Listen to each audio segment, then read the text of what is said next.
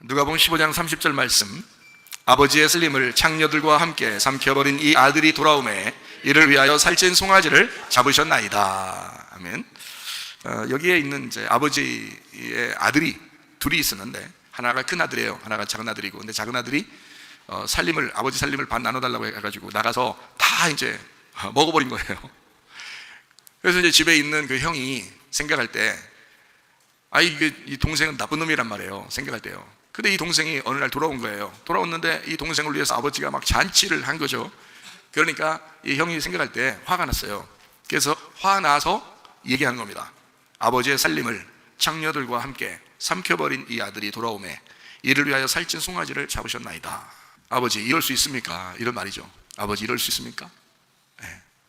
이 아들이 어떤 아들인데 나가서 장녀들하고 같이 다 아버지 살림 삼켜버렸잖아요. 그런데 이거를 그 아들을 위해서 송아지를 잡다니. 성경에 제물을 드릴 때 말이에요. 제사 제물을 드릴 때 송아지를 드릴 때가 있고요. 그죠? 그리고 염소를 드릴 때가 있고 양을 드릴 때가 있고, 그렇죠? 성경에 보면, 그죠? 돼지 드리고 이런 건 아니지 않는단 말이에요. 돼지는 부정하니까 안 드린다고요. 그러니까 송아지를 드리고 양을 드리고 염소를 드리고 이렇게 할 때가 있는데, 소를 드릴 때는 무거운 죄의 짐을 지신 예수님에 대한 것을 상상하면서 생각하면서 제사를 드리는 것이 송아지입니다. 그러니까 무거운 죄의 짐을 지신 예수님. 염소를 드릴 때는 이제 우리의 죄 가운데 있는, 그러니까 교만하고, 염소가 이제 교만을 상징하기도 하고요, 죄를 상징하기도 하거든요. 그래서 교만하고 죄인된 사람을 위해서 오신 예수님 해서 염소를 드리는 거예요. 그리고 이제 속죄제죠. 그러니까 양을 드릴 때는 온유하시잖아요. 양이 온유하잖아요. 온유하고 이렇게 겸손하고 그런 분이잖아요. 그런 예수님, 그 온유하고 겸손하신 예수님이 우리를 위해서 죽으신다 할 때 그 어린 양을 이제 드리게 되는 겁니다. 그렇게 다 예수님을 이제 드리는 건데, 그러니까 여기서 송아지를 잡았다라고 할 때는 이제 누구를 잡아서 먹었다는 얘기예요? 같이 잔치하면서. 아버지가 자기를 잡은 거예요. 그래서 함께 그 아들이 돌아와서 너무 기뻐서 자기를 같이 먹자는 거예요. 송아지를 놓고 함께 잔치하자, 이제 그런 이야기입니다. 자, 우리가 이제 오늘 여기서 보려고 하는 것은, 간단하게 보려고 하는 것은 살림입니다. 살림. 아버지의 살림을 이렇게. 살림 어때요? 우리가 보통 얘기할 때, 야, 살림 좀 장만 좀 했냐? 살림이 좀 늘었냐? 뭐 이런 물어보죠, 그죠? 살림. 살림이라고, 살림. 우리는 살림이라고 이렇게 이야기하는데, 그 살림이라는 이야기를 우리가 성경을 몇 군데 찾아보면 살림이라고 쓴 부분이 있어요. 그리고 이 살림이라고 쓴 부분이 뭐라고 쓰였는지를 우리가 이제 보면 이 살림이 뭐구나라는 것을 알게 돼요. 그러니까 아버지의 살림이잖아요. 지금 창기들과 함께 막 낭비했던 게 둘째 아들인데, 아버지의 살림이 막 낭비됐다는 거 아니에요. 그죠? 그러니까 아버지의 살림이 어떤가, 요거를 먼저 이제 생각을 해보려고 하는 거예요. 그 살림이. 그러면 요 단어가 어떤 단어를 썼느냐면 비오스라는 단어를 썼어요. 이게 이 살림이라는 단어예요. 이 비오스라는 단어를 쓴 부분이 몇 군데가 나오거든요. 그래서 몇 군데를 한번 같이 보는 거예요. 그러면은 이 비오스라고 하는 게 어떤 건지를 이제 알 수 있거든요. 자, 그럼 아버지의 삶이 어떤 거냐라고 여러분은 이제 생각할 때, 재산 좀 나눠달라고 해서 나갔다 오는가 보다, 이렇게 생각하잖아요. 그렇게 보면 성경에 있는 그대로지. 그대로인데 이 속에 진짜 의미가 있을 거 아니에요. 그죠? 원래 그 뜻을 위해서 뭔가 숨겨져 있는 게 있다고요. 그러면 그 비오스라고 하는 것을 잘 한번 생각해 보면서 찾아보시는 거예요. 그게 누가복음 8장 43절. 이에 12해를 혈류증으로 앓는 중에 아무에게도 고침을 받지 못하던 여자, 이렇게 나와요. 12해를 혈류증으로 앓는 중에, 그러니까 이게 지금 뭐냐면 12해 동안 혈류증을 앓고 있다, 이런 지금 상태를 얘기하는 거예요. 그 상태. 또 하나 찾아봐요. 누가복음 15장 12절. 그 둘째가 아버지에게 말하되, 아버지여, 재산 중에서 내게 돌아올 분깃을 내게 주소서 하는지 아버지가 그 살림을 각각 나눠주었다, 이렇게 됐어요. 그 살림 할 때 그 비오스입니다. 재산, 살림, 뭐 이런 얘기죠. 요한 1서 3장 17절. 누가 이 세상의 재물을 가지고 형제의 궁핍함을 보고도 도와줄 마음을 닫으면 하나님의 사랑이 어찌 그 속에 거하겠느냐. 이 세상의 재물을 가지고 라고 할 때 그 말이죠. 그 재물을 가지고 라고 하는 게 여기 비오스라는 말이에요. 마가복음 12장 44절. 그들은 다 그 풍족한 중에서 넣었거니와 이 과부는 그 가난한 중에서 자기의 모든 소유 곧 생활비 전부를 넣었느니라 할 때, 그 생활비, 그 소유 곧 생활비라는 게 비오스예요. 자, 그러면은 이제 디모데후서 2장 4절을 한번 찾아봐요. 병사로 복무하는 자는 자기 생활에 얽매이는 자가 하나도 없나니 이는 병사로 모집한 자를 기쁘게 하려 함이라 할 때, 거기 병사로 복무하는 자의 그 생활, 자기 생활, 군대 간 사람의 자기 생활, 그게 살림이라고요. 그게 재산이고요, 재물이고, 그게 비오스라는 단어입니다. 자기 생활. 그럼 여기서는 지금 자기 생활로 했잖아요, 그죠? 자기 생활, 병사로 복무하는 자의 어떤 그 생활하는 그 기간을 얘기했다고요. 누가복음 8장 14절, 가시떨기에 떨어졌다는 것은 말씀을 들은 자이나 지내는 중에 이생의 염려가 있다. 이생이라는 것은 지금 생활, 우리의 생활을 얘기하는 거잖아요, 그죠? 지금 생애를 얘기하는 거잖아. 지금 생애에 그 염려와 재물과 향락의 기운이 막혀 온전히 결실하지 못하는 자요 할 때 그 이생, 그게요, 지금 생활, 지금 우리의 인생을 얘기할 때가 이생, 그게 비오스라고요. 요한에서 2장 16절, 이는 세상에 있는 모든 것이 육신의 정욕과 안목의 정욕과 이생의 자랑이니 할 때 그 이생입니다. 이생은 지금의 생애를 말하는 거예요. 지금의 생애, 아버지께로 온 것이 아니고 세상으로부터 온 것이다. 이생의 자랑이 그렇단 말이에요. 자기 자랑하는 거, 이런 얘기예요. 그런 게 이제 아버지께 온 게 아니다, 이게 세상으로부터 온 것이다, 이런 얘기를 한 거예요. 그 죄를 얘기할 때 한 거죠. 이생, 그럴 때 비오스를 썼단 말이에요. 자, 비오스라는 말을 쓸 때 이 살림, 누가복음 15장 30절에 나오는 그 비오스라는 말을 쓸 때는 아버지의 살림이라고 그랬어요. 그러니까 아들 게 아니고 원래는 아버지 거라는 거예요, 그죠? 근데 그게 비오스라고요. 그러면 비오스를 몇 가지 다른 단어를 이렇게 다른 성경에서 이렇게 찾아보니까 그 비오스를 쓴 걸 보니까 뭐 생활, 자기의 생활, 그리고 재산, 뭐 이런 것들이 있죠, 그죠? 이런 게 비오스라는 단어란 말이에요. 그러면은 여기서 지금 아버지의 살림, 그럴 때는 아버지의 재산, 그럴 수도 있죠, 그죠? 그리고 아버지의 생활, 그럴 수도 있죠. 아버지의 인생, 이럴 수도 있죠. 왜냐하면 아버지의 인생이 아들의 인생으로 내려가는 거니까, 그렇죠? 그래서 아버지의 인생을 이럴 수 있죠. 아버지의 생활을, 아버지의 살림을, 아버지의 재산을 이렇게 얘기할 수 있단 말이에요. 자, 누구와 함께 삼켜버렸다는 거예요? 창녀들과 함께 삼켜버렸다는 겁니다. 그러니까 이게 지금 살림이라는 게 뭔지를 정확하게 알면 그것을 지금 창기들하고 뭐 어떻게 썼는지에 대해서 얘기가 나오죠. 여러분, 우리가 생각할 때 창기 그러면 나쁜 거예요, 좋은 거예요? 나쁘죠. 그 요한복음 8장에서도 가늠한 여자가 나오죠. 가늠한 여자. 창기라는 것은 아주 안 좋은 거예요. 요한복음 4장에서도 사마리 여자가 막 6남편을 얻었었고, 요한복음 8장에는 가늠한 여자가 나오고요. 그리고 누가복음 15장에는 창기가 나와요. 이 창기가 이렇게, 그러니까 구약에서 보면요, 구약에서도 하나님이 이스라엘 백성들, 너희들은 한 남편을 구하지 않는 다른 남자를 구하는 창녀와 같다, 이런 얘기를 많이 해요, 구약에서. 그러니까 그 뭐냐면 음란이고요, 음행입니다. 음란을 구약 성경에서 뭐라고 표현하면 우상숭배라고 그래요. 그러면 음란을 다른 말로 말하면 그 창기, 다른 말로 말하면 자기 남편을 떠나 다른 남자를 구했다는 얘기 아니에요. 지금 여기 여러분 여자를 얘기하는 거 아닙니다. 지금 우리 그 교회를 의미하는 얘기고요. 이게 이스라엘 백성들을 얘기하는 겁니다, 구약에서 얘기할 때는. 그러면은 거기서 자, 창기를 구했다, 창기가 되었다, 남자를 구했다, 이렇게 될 때 자기 남편을 떠나 다른 걸 구했으니까 이걸 뭐 했다고 그래요? 이거를 탐욕 부렸다, 이 말이야. 탐심했다 이거야. 그래서 탐심은 뭐라고요? 고린도서 3장 5절 보니까 탐심은 우상숭배라는 거야. 그러면 창녀짓을 하는 걸 우상숭배라고 할 수 있겠죠, 그렇죠? 그러니까 창녀짓은 가늠한 건데 가늠한 것을 우상숭배, 탐욕이라고 말할 수 있다는 얘기야, 그렇죠? 그러면 우상숭배, 탐욕이라고 하는 걸 다른 거, 자, 선악과를 먹으면 죽는다고 했는데도 그걸 먹었어요. 그 하나님 거라고 분명히 먹지 말라고, 하나님 거라고, 하나님을 월권하지 말라고, 너희들 먹지 말라고 했는데 그걸 꼭 먹었단 말이에요. 그러면 우리 어떻게 한 거예요? 그걸 탐심 가진 거잖아요. 뭐 보암직도 하고 먹음직도 하고 탐스럽기도 했잖아요. 육신의 정욕, 안목의 정욕, 이생의 자랑이라고요. 탐심이라고요, 탐심. 탐심은 뭐라 그러니까 우상숭배죠. 우상숭배, 탐심이라는 건 선악과를 먹은 거라고요. 선악과 먹은 걸 다른 말로 말하면 간음했다는 거예요. 하나님만, 남편만 사랑한다면 먹지 말았어야 되죠. 그런데 하나님이 하지 말라는 것도 먹어버린 거예요. 탐심을 가진 거란 말이에요. 그러니까 탐심은 우상숭배인 거야. 우상숭배를 하나님은 너희를, 나라는 남편을 버리고 다른 남편을 구했으니까 바알신을 숭배하고 다른 거 너희들 잘 되고 싶어서 막 자꾸 이렇게 했잖아. 그러니까 너희들이 그 우상숭배야. 그거는 창녀가 하는 짓이야, 그 말이에요. 그래서 성경에는 창기들이다, 너희들은 정말 돌아보지 않는 창기들과 같다, 이렇게 얘기해요. 그러니까 여기 지금 누가복음 15장에 나타나는 두 번째 아들이 나가서 창녀들하고 놀아났다는 얘기는 어떤 사람들하고 놀아났다는 얘기를 말하는 거예요? 교회 다니는 사람들하고 놀아났다는 얘기죠. 어떤 사람? 교회는 다니는데 세상을 자꾸 그리워하는 여자들을 창녀라 그런다고요. 그걸 가늠한 여자라 그런다고요. 밖에 돌아다니시는 분들 얘기하는 거 아닙니다. 성경, 그 사람들이 성경을 어떻게 알아요? 성경 보지도 않는데 어차피 안 볼 건데 뭐하러 이런 걸 써놔요? 그 사람들 보라고 써놓는 것도 아니고 교회 다니는 사람들을 보라고 쓴 거거든요, 성경책이. 그러니까 창녀가 누군지를 알아야죠. 그러면 예수님이 이 땅에 오셨을 때 자기는 뭐 다른 나라에 갔어요, 이스라엘에 왔어요? 이스라엘에 왔잖아요. 예수님이 와도 딴 나라 안 가고 이스라엘에 왔잖아요. 이스라엘에 온 거는 누구한테 왔다는 거예요? 어느 백성에게 왔다는 거예요? 자기 백성에게 왔다고 분명히 그러잖아요. 예수님이 자기 백성에게 왔다는 거잖아요. 자기 백성에게 왔는데 못 알아본다는 거지. 왜? 장녀들이라 못 알아봐. 예수님을 만났다면 싸우려고 그래, 애들이. 또 예수님 만났다면. 그래서 아예 거기서 완전히 이제 굴복되고 뭐 무릎 꿇고 항복되고 소경이고 뭐 그냥 창녀고 아예 드러나는 사람들 있죠. 문둥병자고 뭐 죄인이고 완전히 드러나는 사람들 있죠. 그런 사람들은 예수님을 받아들이는 거예요. 그런데 그렇지 않은 사람들은 자기들이 창녀인 줄 모르는 거예요. 자기들이 창녀인 줄 모르는 거예요. 그러니까 창녀는 창녀인데 창녀인 줄 모르니까 창녀가 될 때까지 예수님하고 싸우는 거죠.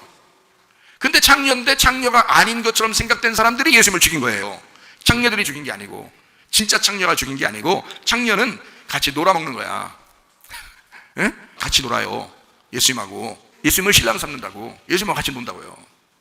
그런데요, 창녀인데 창녀 아닌 것처럼 사는 사람들이 있었다고요. 무슨 말인지 아시겠죠? 그 사람들이 누군지. 그 사람들이 예수님을 미워하고 예수님을 죽인 거예요. 자, 그러면 보세요. 누가복음 15장에 나와 있는 둘째 아들을 창녀하고 놀아나다 왔다. 그러니까 그 창녀하고 진짜 놀아나야 돼, 안 놀아나야 돼? 놀아나다가 와야 되는 거예요. 그럼 누구랑 놀아나다 왔다는 얘기예요? 소경이랑 놀아나다 왔다는 얘기야. 38년 된 병자하고 놀다 왔다는 얘기야. 그들에게 뭘 줬다는 얘기야? 아버지 살림을 나눠줬다는 얘기야. 자, 성경이 이해가 되시겠어요? 우리가 다른 얘기에 돌아온 탕자의 얘기지만 이게 전혀 다른 얘기라고. 무슨 말인지 알겠어요? 자, 창녀들을 뭔지만 알았다면, 성경에서 말하는 창녀가 뭐 때문에 쓴 이야기인지만 알았다면 이게 이해가 되겠죠. 자, 창녀하고 놀아났어요. 근데 그 창녀하고 놀아나야 돼. 예수님 그 창녀하고 놀아나려 온 거예요. 그렇다고 밖에 돌아다니는 그런 분들 얘기하는 게 아니겠죠. 그게 아니고 교회 다니는 사람들, 하나님의 백성들, 하나님 말씀을 알고 있는데 그 말씀 율법에 의해서 소경이 된 자, 율법에 의해서 18년 된 병자, 율법에 의해서 죽은 자, 율법에 의해서 완전히 죄인 된 자, 삭개오 이런 사람들 있죠. 그런 사람들한테 예수님이 찾아가는 거예요. 사마리아 여자한테 찾아가잖아요. 삭개오한테 찾아가잖아요. 38년 된 병자한테 찾아가잖아요. 그들이 다 누구예요? 창녀들이요. 자기가 창녀라는 걸 알았어요. 자기들이 창녀라는 걸 알았어요. 그러니까 진짜 거듭나서 신랑을 만나고 싶죠. 진짜 신랑 만나고 싶잖아요. 진짜 하나님을 찾고 싶잖아요. 자기들이. 그런 사람만 만나게 된 거예요. 예수님은 그 사람들을 구원하는 거잖아요. 잃어버린 자를 찾아서 구원하는 것이다. 자기도 하늘로부터 잃어버린 자가 됐단 말이에요. 그래서 잃어버린 자로 와서 그런 사람들을 찾아서 구원하려고 그러는 거예요. 잃어버린 자를 찾아서 구원하는 거예요. 잃어버렸다는 말이 누가복음 19장 10절에 나와 있어요. 인자가 온 것은 잃어버린 자를 찾아 구원하려 함이니라. 이렇게 돼 있거든요. 그 잃어버린 자 아폴리미입니다. 아폴리미가 멸망당한 자, 파괴된 자를 말하는 겁니다. 그러니까 잃어버린 자라고 이렇게 얘기하니까 그 잃어버린 자를 다른 말로 바꿔서 썼으면 오히려 이해하기가 쉬웠겠죠.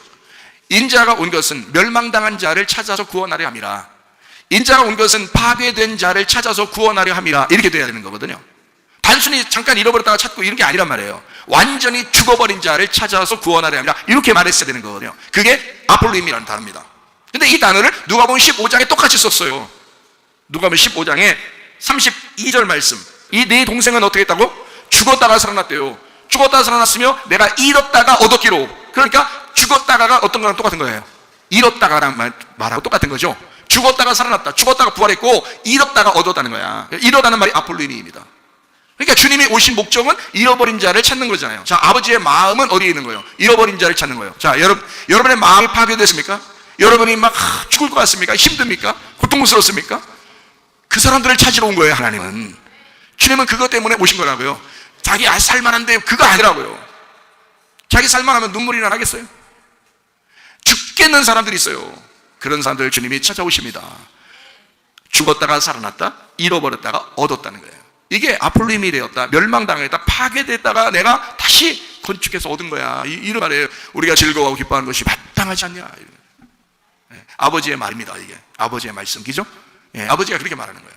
그 아들을, 두 번째 아들을 그렇게 생각한 거죠. 아버지의 생각하고 큰 아들의 생각은 전혀 다르잖아요. 자, 큰 아들은 어떤 식으로 생각했어요? 15장 30절 봐봐요. 아버지의 살림을 창녀들과 함께 삼켜버린 이 아들이 돌아오매. 이 아들은 누구요? 자기 동생 아니에요. 아버지의 살림을 창녀들과 함께 삼켜버린 내 동생이, 이렇게 써야 되잖아요. 내 동생이 돌아왔는데, 아니 그래, 송아지들 자는 건 너무한 거 아닙니까? 이렇게 물어볼 수 있는 건데요. 자, 아버지 살림을 창녀들과 함께 삼켜버린 이 아들이, 자, 자기 동생 아니요? 자기 동생인데 이 아들이 돌아왔다 이거야.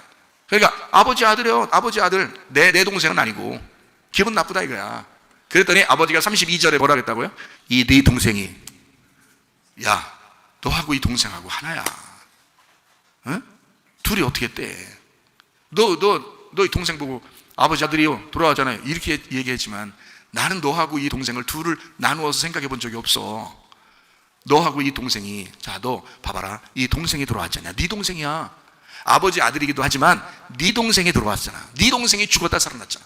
네 동생이 잃어버렸다가 얻었잖아. 그죠?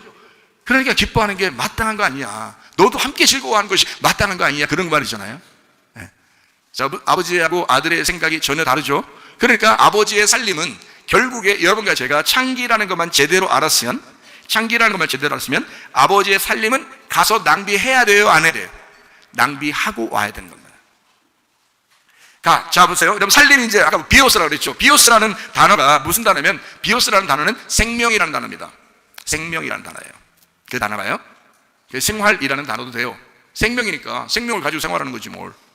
그러면 다른 말로 말하면 삶이라고 할 수 있죠. 살림이라고 할 수 있는 거예요. 살림을 삶이라고 하는 거죠. 여러분, 부인이 잘 들어와서 자녀 잘 키우고 오로지 집에만 붙어 있고 다른 거 이렇게 막 다른 여자들처럼 돌아다니고 그러지 않고 정말 가정 자녀를 위해서 충성하고 남편에게 밥 잘 이렇게 따뜻한 밥 잘 이렇게 차려주고 하는 그런 사람이면 뭐 잘한다 그래요? 살림 잘한다 그래요. 우리 집안에 살림꾼이 왔다 그래요. 살림꾼이라는 건 뭐예요? 살려주러 왔다, 살려주는 사람이 들어왔다는 뜻이에요. 그죠? 살림꾼이 왔다, 그 말은 살려주러 온 사람이 우리 집안에 들어왔다 이 말이에요.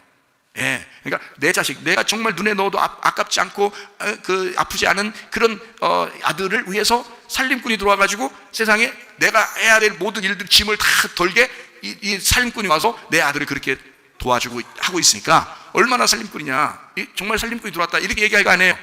살림꾼이란 말이에요. 살림이라는 걸 삶이라고 한다고. 삶. 그래서 삶이다. 삶하고 반대가 뭐예요?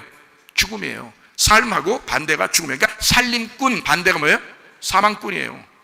죽이는 사람이에요. 그러니까 한 집안에 여자가 잘못 들어오면 그 집안 다 망해버립니다. 그냥 진짜예요. 그러니까 살려주는 사람이 들어와야 되는 거야. 신권사님처럼 집안에 다 살려. 집안 다 살았잖아요. 에? 아직도 더 살려야 될 사람이 자녀들이 몇 명 있지만 살려와. 살림꾼이 왔다. 살림꾼이 들어와가지고 집안을 살리는 거예요, 여러분.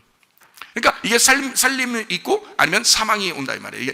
이게 살린다, 죽인다 이렇게 되는 거거든요. 무슨 말인지 알겠죠? 그러니까 비오스라는 이 단어는 재산이라는 말도 되지만 아버지의 재산, 그러면 아버지의 재산이 결국에는 뭐예요? 아버지의 생활, 아버지의 생명이었다는 얘기야. 아버지의 생명. 그죠? 아버지의 삶, 아버지의 생애. 아버지의 생애를 지금 이 아들이 달라는 거야. 누구한테 나눠준다고? 누구한테 갖다가 놀아먹으려고 달라는 거예요? 창기들하고 여러분 같이 앉아있는 이런 사람들한테 나눠주겠다고 그 생명을 달라는 거야. 아버지 생명 좀 달라는 거야. 아버지 살림 좀 달라는 거예요. 아버지 재산 좀 달라는 거야. 아버지 비오스를 달라는 거예요. 누구한테 나눠준다고? 가서 창기들한테 좀 전해준다고. 소경한테 주려고, 38년 된 병자한테 주려고, 삭개오한테 나눠주려고, 사마리아 여자한테 나눠주려고, 가늠한 여자한테 나눠주려고, 여기 교회 앉아서 예배드리는 여러분한테 나눠준다고 예수님이 이 땅에 오신 거예요. 아버지의 살림을 가지고. 그래서 그걸 다 허비한 거야. 다 허비했어요. 조금이라도 남겼으면 좋아할 텐데 이 아들 입장에서는 어떻게 해? 다 쓰리라. 자기의 생명을 다 쓰리라. 그래서 실제로 이 땅의 모든 인생에서 자기가 마지막 날에는 어떻게 됐어요? 죽음으로써 모든 생명을 다 써버린 거예요. 죽음으로써, 자기가 십자가에 죽음으로써 모든 생명을 아버지에게로부터 받아온, 아버지로부터 가지고 온 그 생명을 다 써버리고 간 거예요.